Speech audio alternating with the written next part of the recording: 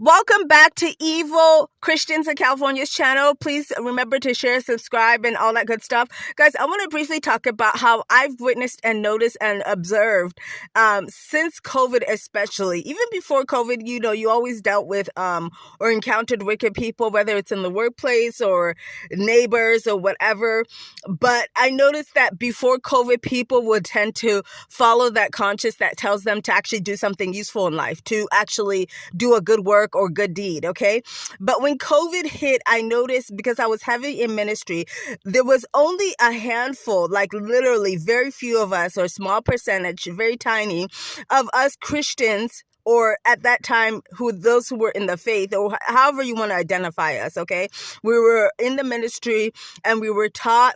I told you guys I was thrown into Christianity by an evil aunt who never did the work herself. She was just busy judging relatives here and wanting to be so badly and desperately included in this Kenyan group of a gossipy woman who always claim that they're Christians, but they're toxic. Okay. So guys, back to this though. I noticed since COVID, we would do street evangelism and we would help, the needy and blah, blah, blah. But I noticed, how come everyone else is not doing it?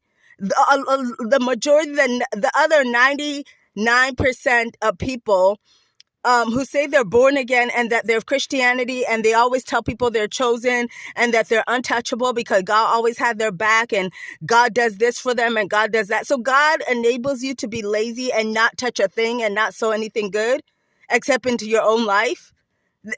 Make it make sense, guys. There's only like 1 to 2% of us that were actually doing what the Bible told us to do, because at that time, I guess we believed it or we were taught to believe it. Either way, whether you were coerced or not coerced.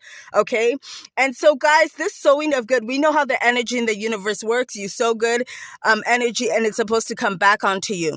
But there were people in that ministry, and I told you guys about Cynthia Dominicus, who still owes a lot of money today, including interest to late fees, whom unfortunately I felt I was coerced in the spirit. I think she did some kind of witchcraft or something where I was forced to give her money when her husband died, when really she had her mom on her side and she had, I guess, other support. And I really started to feel like, I don't know if this woman's pretending to be my friend or she just is trying to loop on me so she could gossip about everyone else in ministry, because that's what she did. And even when we were street evangelizing, she wasn't even doing the work. She was busy there gossiping and just to be there just so she could say she was there serving God.